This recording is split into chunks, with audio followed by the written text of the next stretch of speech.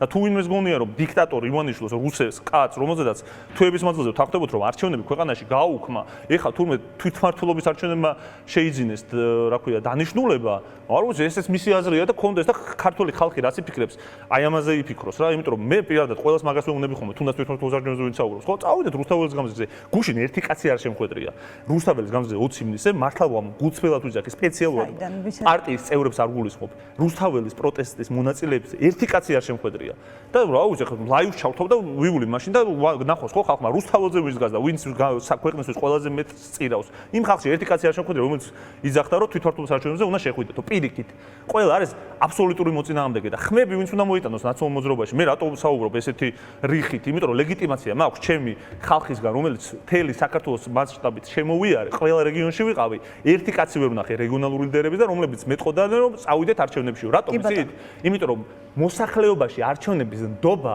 არის დაკარგული ამ ხალხს არჩევნების იმიტომ აღარ წერა ქართული ხალხი არ არის პოლიტიკურად არიფი კარგად იცის ამ ქართულმა ხალხმა რომ არჩევნები ამ ქვეყანაში გაუქმდა დიქტატორი არჩევნებს არ ატარებს ამიტომაც იმ კაცს აღარ აქვს мотиваცია რომ წამოვიდეს და მოვიდეს არჩევნებზე და რეგიონალურმა ლიდერებმა რომლებიც ხმის მობილიზებაზე არიან პასუხისმგებლები ყველაზე კარგად იციან რომ სისტემაა ისეთ შექმნილი სუსის მიერ კრიმინალების მიერ განსაკუთრებით რეგიონებში რომ არჩევნებს აზრი აქვს დაკარგული ამიტომაც ახლა მე როცა მესაუბრებიან ხოლმე დისკუსია გასულ დისკუსია რა გავუხსნა ხალხი მეუნება ღალატად დაგვიქვამთო და ჩვენი პარტიის აქტივი აბსოლუტური წინააღმდეგია ამ პროცესის და ახლა მე დიქტატორი კი არ ვარ სულ რომ მინდოდეს არ მინდა და მეც მათ აზრზე ვარ მაგრამ სულ რომ მინდოდეს ეს ხალხი რაღაც საწინააღმდეგო აზრზე გადასვლას არამედ რაღაც საერთო პოზიციის ჩამოყალიბებას იგრევთ თქვენ არ წმუნებთ მათ და ან პირიქით ანუ ბოიკოტი წინააღმდეგობა სანქციების გაფართოება ეს არის ერთადერთი გზა სისტემის წინააღმდეგ ხო ეხლა ჩამოშლილი სისტემა მაშინ იქნება როდესაც ხელისუფლებას დატოვებს ახლა მანამდე ყოველთვის შეიქმნის იმ იმიჯს ივანიშვილი ეს ყველამ უნდა იცოდეს ხო არ და ვაიმე რაც უდად ვართო და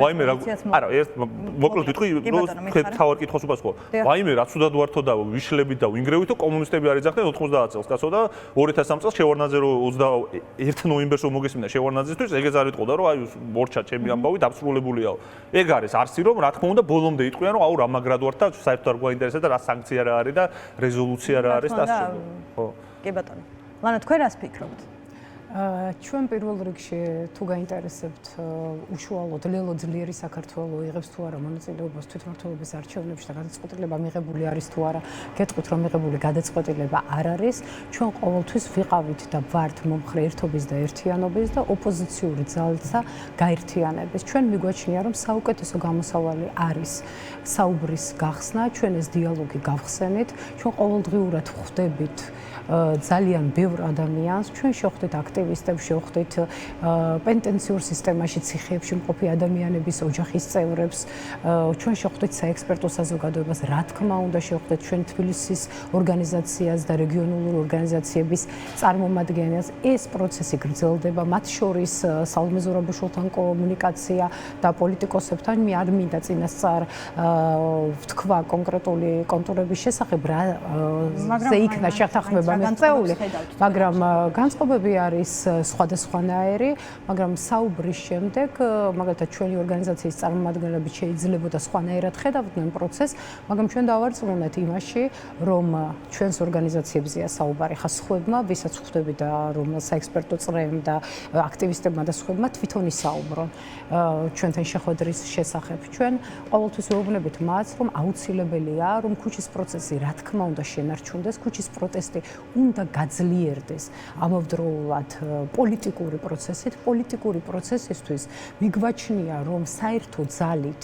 შეიძლება ძალიან მარტივად დაიდოს გამარჯვების ფორმულა. გამარჯვების ფორმულაში ჩვენ გულისხმობთ იმას, რომ თუნდაც 2024 წლის გაყალბებულ არჩევნებში, თუნდაც იქამდე 2020 წლის არჩევნებში, 2021 წლის თვითმმართველობის არჩევნებში თბილისი და დიდი ქალაქები რუსთავი, ბათუმი, ეს ქალაქები მიუხედავად გაყალბებისა ჩვენ ოპოზიციამ მოვიგეთ. დღესაც აქვთ საოცრად დავარდნილი რეიტინგი თბილისში, მაგალითად, სხვა ქალაქებს რომ არ შევეხოთ, 1/3 ისიც უჭერს მათ მხარს, ეს 1/3 ამორჩევლების არიან როგორც წესი, ან დასაქმებულები, ან სოცდამოკიდებულები, ის ადამიანები, რომლებიც ღიად ვერ გამოხატავენ თავიანთ პოზიციას, ანუ მე კიდევ დარწმუნებული ვარ, უფრო ნაკლები არის რეალურად მათი ამორჩეველი.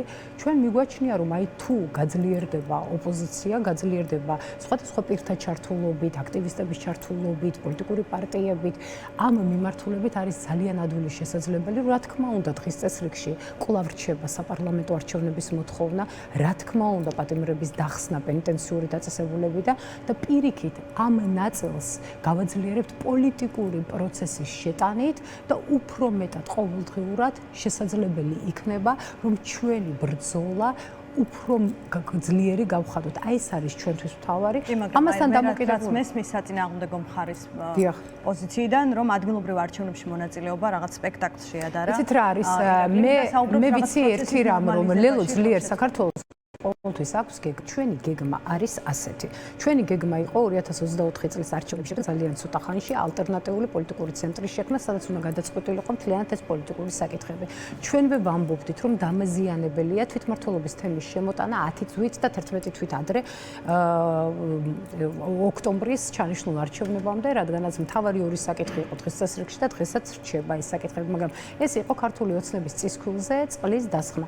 დღესაც მიგვაჩნია და ვამბობთ რომ ჩვენი გეგმა არის ასეთი. ალტერნატიული გეგმა დაგვიდონ სხვა კოალიციებმა, მაგრამ მათგან ჯერჯერობით მხოლოდ რასაც ვიგებთ და ეს ძალიან ცუდია, რომ სხვების პოზიციებს ვიგებთ ტელევიზიით, სოციალური ქსელით, აი ეს მაგიდა რომ შექმნილიყო ალტერნატიული პოლიტიკური ცენტრი. პოლიტიკური საკითხები გადაწყდებოდა იმ პოლიტიკურ მაგიდასთან და შემდეგ უკვე შეთანხმებული პოზიციებით მივიდოდით და ჩავაყენებდით საზოგადოებას საქმის სკოლაში და ჩვენ ამისთვის გავაკეთეთ ყველაფერი და შევხედეთ. და ახლა გეტყვით მეორე ნაწილზეც თქვენი შეკითხვის, რომ როდესაც აი ამაზე ვსაუბრობთ, გაძლიერებაზე ვსაუბრობთ, აუცილებლად მივაჩნია, რომ საჭირო არის დღესაც გაძლიერება ამ მიმართულებით, ამაზე დაყრდნობით, აი მაგალითად კვლევა ჩატარდა და კვლევაშიც კი ამორჩევლების 54.7% პირდაპირ ამბობს, რომ მაგალითად მხარს უჭერს არჩევნებში მონაწილეობის მიღებას. მე პირადად მიმაჩნია, რომ ბრძოლას ყოველთვის აქვს აზრი და აქტიური ბრძოლა არის აუცილებელია, რომ 3000-ივე უბანზე, მაგალითად, ჩემი პირადი პოზიცია, მე კიდევ ერთხელ ვაფიქსირებ, რომ პარტიაში ჯერ გადაწყვეტილება საბოლოო მიღებული არ არის, 3000-ივე უბანზე ჩვენ თუ გავნაწილდებით, თბილისის უბნებზე თუ გავნაწილდებით ყველანი ერთად, ჩვენ შეგვიძლია ძალიან მარტივად დიდი ქალაქების მოგება, მაგრამ მე მეორე მხრიდან, სხვა ადამიანებიდან მინდა გავიგო რა არის მათი გეგმა. გეგმა თუ არის ის, რომ მთელი საარჩევნო კამპანია ახლა რაც იქნება, კარდაკარ უნდა იაროს ოპოზიციამ და ხალხი არ წმუნოს იმაში, რომ არ მოხვიდეთ არჩევნებზე, მე ეს გეგმა მიმაჩნია უტოპიური. ადამიანები, ძალიან ბევრი ადამიანი ვერ ბედავს ქუჩაში გამოსვლას, განა იმიტომ, რომ ოპოზიციური ხმა ჩაიხშო ამ ქვეყანაში. 5000 ლარიანი ჯარიმები, სამსახურებიდან გამოგდების შიში, სოციალური დახმარებების მოსვლა და მათთვის ყველაზე ძვირფასი ხმის მიცემის არ გამოყენებაზე კამპანიის აგება, ჩემთვის არის, აი ხა ძალიან უხეშად რო ვთქვათ, პოლიტიკური სიბეცე და მაშინ მითხარით გეგმა რა, ის გეგმაც არ მგონია ახლა სწორი რომ იცით რა ირაკლი ბევრი ისაუბრა და მეც მინდა რომ ვისაუბრო. კი ბატონო, ანუ აზრი კარგად გაგვაგებინეთ და ამიტომ გეუბნებით. მეც მაინტერესებს მეორე ფორმა კიდევ მეორე გეგმა რომ მოხდეს არჩევნების შემდეგ დღეს ანუ 5 ოქტომბერს ხალხის შეკრება და მასიური გამოსვლა ესეც რაღაც უტოპიური გეგმა არის, იმიტომ რომ შენ თუ იდეალურ არჩევნებს ჩაატარებინებ ქართულ ოცნებას მონაწილეობას არ მიიღებ და მათ ეს უნდათ სწორედ რომ არავინ მონაწილეობა არ მიიღოს და შემდეგ დადებენ იდეალურ შედეგს, არც გააყალბებენ არც არაფერს იმ პარტიების სრული ბოიკოტი ხომ იცით რომ არ გამოდის და ამ მონაწილე პარტიებით დადებენ გაუყალბებელ არჩევნებს და გაუყალბებელი არჩევნებით შემდეგ რა უნდა უთხრა მათ, რომ მე ბრძოლაში არ შევედი, მე უმოქმედობა მირჩევნია და ამ თვეების განმავლობაში დავსხდეთ სახლებში.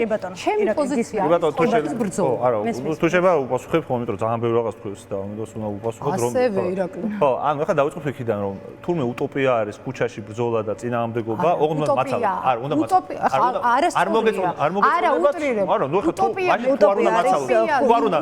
თუ არ უნდა მაცალო. არა, ირაკლი, არა, პერიფრაზირებას. მე როგორ დავუკვირე ხა მე მოვახდინე ჩემი გამოსვლის სენსორი ვერ იქნება რასაც მინდა იმას ვიტყვი. არ თუ შეიძლება მაცადე თუ შეიძლება. არ მივცემ ამის უფლებას, მაგრამ ერთ წუთში გადააკეთე ჩემი. უტოპიათ მიმაჩნია. კიდევ ერთხელ დავაფიქსირებ. არა, არ გამოვირაკლი ახლა. უტოპია ადამიანებთან იარო წინა საარჩევნო პერიოდში და უთხრა, რომ არ მოხვიდეთ არჩევნებში. აი ეს არის. კი ბატონო. კარგი, ირაკლი. საერთოდ არც ერთი ხოში არ გეთახმები და შემეძლო ყველა ჯერზე შემეძლო. კი ბატონო, მოვისმენ. აქ ხართ იმიტომ რომ ორივეს პოზიცია მოისმინოს მაყურებელს. კი ბატონო. არც ერთი თქვა შეგეთ. ირაკლი გისმენთ. თუ შეიძლება კი ბატონო. მომიცადო, იმიტომ რომ მაშინ მე შემიძლია შეგაწყვეტინო და კი ბატონო. ეს თუ არის შენი კონსტიტუცია. მეგობრებო, არა, კი ბატონო. უტოპია თურმე არჩევნების გზით დამარცხება კი არ არის ივანიშვილის და რუსის და დიქტატორის და არჩევნები რო გაუქმებულია და სუსი რო გიტარებს და კრიმინალები რო გიტარებენ და კაცი რო ვერ მიდის არჩევნებს და კაცი რომელიც რუსეთის ინსტრუქციას ასრულებს და შპს დაქცია საქართველოს თურმე ადგილობრივ თვითმმართველობის არჩევნებში თბილი ზუგდიდს და სენაკს დათმობს ეს უტოპია. ეს არის ეს უტოპია არ არის. ეს რეალური გეგმა გამოვგლეთ თურმე ამ ქალაქებს და უტოპია ყოფილა ქუჩაში წინააღმდეგობის გზით რუსული დიქტატურის დამარცხება. ეგრე მარცხება რუსეთი. აბა რა გონია ამ ხალხს რომ რაღაცა ადგილობრივ თვითმმართველობის არჩევნებში მონაწილეობის მიღებით და კაცი ვეუბნები კაცო ნაციონალურ მოძრაობის მომხრეები რომლებიც 13 წელი ამ რეპრესიების ქვეშ არიან. მიდით და იმათ დაუმტკიცეთ რომ არჩევნებს აზრი აქვს ამ ქვეყანაშიო. ხალხს გულის შეტევები აქვს მოსული და სამსახურებიდან არის გაგდებული და იმიგრაციაში არის წასული და არჩევნებს ამ ქვეყანაში აზრი დაეკარგა. ვეღარ მოიტყვა ეგ უნდა ივანიშვილს რომ დაგვარწმუნოს რომ არჩევნებს ამ ქვეყანაში აზრი აქვს, რომ დემოკრატიას ამ ქვეყანაში აზრი აქვს. სინამდვილეში კომისიაზე რო არ მიდიხარ, მაგიტომ გიჭერეთ. სინამდვილეში ქუჩაში რო დგახარ, დიახაც 5000 ლარით რო გაჯარიმებენ და მაგ დროს არჩევნებში კი არ უნდა შეხვიდე. ბოიკოტის და წინააღმდეგობის გზა უნდა ირჩიო და 90 წელს მაგალითი რომ მოყავთ. კარგად ვიცით, მე ვიცი კარგად 90 წელს მაგალითი ბევრმა ხალხმა ვის თქვენთან არის იცის, იმიტომ რომ სხვა მხარეს იდგა მაშინ 90 წელს განსხვავებით ჩემი ოჯახისგან და 90 წელს რა მოხდა იცით ეროვნულ მოძრაობამ ბოიკოტის გზით მიაღწია იმას რომ მოიღო თავისუფალი არჩევნები. ბოიკოტით, წინააღმდეგობით და ქუჩის პროტესტით იგებს ქართველი ხალხი. მიხეილ სააკაშვილს და ზვიად გამსახურდიან, რატო გაიმარჯვეს, იცით? იმიტომ რომ ქართველი ხალხი ჯეროდა საბჭოთა რეპრესიულ მანქანას დაუპირისპირდნენ. ბოიკოტი არჩიეს, წინააღმდეგობა არჩიეს. 90 წელსაც ეგრე მოიგეს და 2003 წელსაც მიხეილ სააკაშვილის ინტერვიუ ნახეთ, რას იძახს, მე ქართველი ხალხის დავიჯერე ვენდე და იმიტომ გავიმარჯვეო. და ძალიან ბევრი მათგანი, რომელიც დღეს ვაჩორის 2003 წელს მიხეილ სააკაშვილის ხარეს არ იყო, ვინ თქვენთან არის და იქით ხარეს იყო, დარჩა პარლამენტში. არ იცი რატო დარჩა პარლამენტში, იმიტომ რომ არ ჯეროდა რომ ვარდების რევოლუციით წაავლეკავდით რუსეთის კიდევ ერთ პროექტს საქართველოში, ხო, რომელიც მე რუსეთის პროექტი ბოლომდე თითქოს აღარ იყო, იმიტომ რომ კორუფციის გარდა საგარეოპოლიტიკურად სხვა რაღაცებს აკეთებდა. მაგრამ სინამდვილეში რუსების დამარცხების ფორმულა არის ეგ. უტოპია არის რუსების დამარცხება ადგილობრივი თვითმმართველობის არჩევნებში კოორდინაციით, საკოორდინაციო საბჭოებით, ზიზიპილებით და იმით, რა ქვია, ნორვეგიული დემოკრატიით. ნორვეგიაში გაყალბებულ არჩევნებში ნორვეგიაში შედის ხალხი არჩევნებში ისე რომ არავითარი მოთხოვნა არ აქვს. კაცო, ყველა დაგვიკაპატიმრონ, არასდროს ორგანიზაციები აკრძალონ, ეუთო დაუდირი არ შემოუშვან და ჩვენ ვიღებთ მონაწილეობას არჩევნებში. მოთხოვნა მაინც გქონდეთ, ქვეყაი ხალხო რომ რაღაცა გააკეთეთ და ამის მერე მივიღებთ მონაწილეობას არჩევნებშიო. პირდაპირ თუ შედიხართ არჩევნებში ყოველგვარი დათქმის და წინაპირობის გარეშე, ეგ არის ეხა თქვენი ისა, რა ქვია, დემოკრატიობანას თამაშია, ანუ ივანიშვილი რას აკეთებს? კორუფციასთან ბრძოლას თამაშობს. მართლა კორუფციას კი არ ებრძვის. არჩევნებს კი არ ჩაგიტარებს. ეხა გონიათ რომ თბილისში რომ კონცენტრირდეთ რაღაცა ვქნათ, გამოვა და იტყვის რომ თბილისი წავაგე რა ვქნა, აი თბილისი კი ბატონო. ფაქტობრივად ძალიან ცოტა დრო გვაქვს. მე როგორც ხედავ, რესურსი მით უფრო ნაკლები რჩება, რომ თქვენ საერთო პოზიციაზე შეთანხმდეთ საბოლოოდ, მიუხედავად იმისა, რა პოზიცია. იმიტომ რომ ამ ხალხმა კარგად იცის, ჩვენ არ უგებთ მონაწილეობას არჩევნებში და ნაციონალურ მოძრაობას არ უნდა კაცო, იმ ხალხს უარ დავაძალებ, ეხლა ნაციონალურ მოძრაობის დიქტატორი კი არ ვარ, რომ დავაძალო ხალხს, გინდა თუ არ არჩევნებში მიიღოთ მონაწილეობა, ეგრე არიან ახლებიც. ყველა საკუთარი ამომრჩევლის გათვალისწინებით. თქვენ მაშინ პირდაპირ კეთილსინდისიერად რაღაც საჭიროა ეს ფსევდოერთიანობა და საუბრები. ლანა თუ გსურთ უპასუხეთ და უნდა დავასრულოთ. რა თქმა უნდა, კიდევ ერთხელ მოკლედ ოღონდ გთხოვთ დრო აღარ გვაქვს. ხვდებით ადამიანებს, ხვდებით სხვადასხვა სფეროს წარმომადგენლებს, სხვადასხვა ასაკობრივ კატეგორიას, აბსოლუტურად ხდება აზრების გასხმა, ჯანსაღი მსჯელობა ხდება ყველა მიმართულებით, ფასდება ყველა რისკები, რაც შეიძლება იყოს. დღესაც მიგვაჩნია, რომ თუ ქართულ ოცნებას დავტოვებთ რამდენიმე პარტიასთან ერთად ამ არჩევნებში, ისე მათ შეუძლიათ ჩაატარონ ძალიან იდეალური არჩევნები გაუყალბებლად და ეს კიდევ უფრო მეტად ჩააბეტონებს მათ.